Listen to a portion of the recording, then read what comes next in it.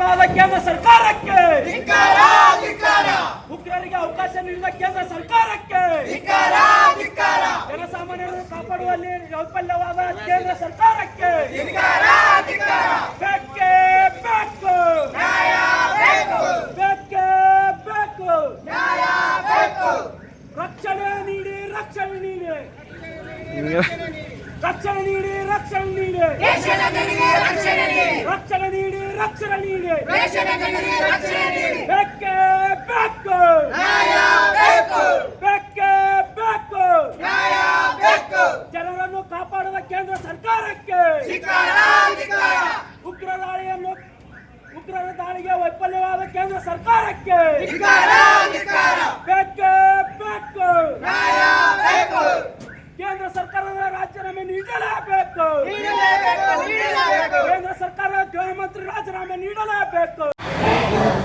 ಜಮ್ಮು ಕಾಶ್ಮೀರದಲ್ಲಿ ನಡೆದಂಥ ಉಗ್ರರ ದಾಳಿ ಕೇಂದ್ರ ಸರ್ಕಾರ ಏನು ವಿಫಲವಾಗಿದೆ, ಅದರ ವಿರುದ್ಧವಾಗಿ ಇಂದು ನಾವು ದಲಿತ ಜಿಲ್ಲಾಧಿಕಾರಿಗಳ ಮುಖಾಂತರ ಪ್ರಧಾನಮಂತ್ರಿಗಳು ಮನವಿ ಮಾಡಿದ್ದಾರೆ. ಈ ಮೇಲ್ಕಾಣಿ ಸೇವಿಸಕ್ಕೆ ಸಂಬಂಧಿಸಿದಂತೆ ಭಾರತ ದೇಶ ಐತಿಹಾಸಿಕ ಪ್ರವಾಸಿಗ ತಾಣವಾಗಿರುವ ಜಮ್ಮು ಕಾಶ್ಮೀರಕ್ಕೆ ಪ್ರಪಂಚದ ಮೂಲೆಯ ಜನರು ಆಗಮಿಸ್ತಾ ಇದ್ದಾರೆ. ಹೆಸರುವಾಸಿಗಳು ಜಮ್ಮು ಕಾಶ್ಮೀರದಲ್ಲಿ ಉಗ್ರರ ದಾಳಿಯನ್ನು ಸುಮಾರು 25ಕ್ಕೂ ಹೆಚ್ಚು ಜನ ಮೃತಪಟ್ಟಿದ್ದಾರೆ.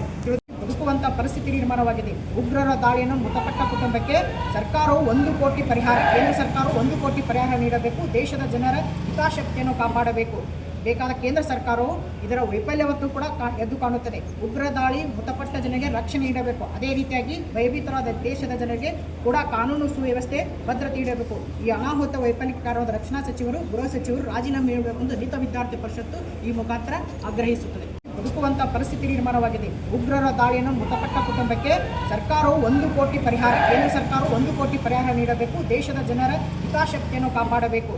ಬೇಕಾದ ಕೇಂದ್ರ ಸರ್ಕಾರವು ಇದರ ವೈಫಲ್ಯವತ್ತು ಕೂಡ ಎದ್ದು ಕಾಣುತ್ತದೆ. ಉಗ್ರ ದಾಳಿ ಮೃತಪಟ್ಟ ಜನರಿಗೆ ರಕ್ಷಣೆ ನೀಡಬೇಕು. ಅದೇ ರೀತಿಯಾಗಿ ಭಯಭೀತರಾದ ದೇಶದ ಜನರಿಗೆ ಕೂಡ ಕಾನೂನು ಸುವ್ಯವಸ್ಥೆ ಭದ್ರತೆ ನೀಡಬೇಕು.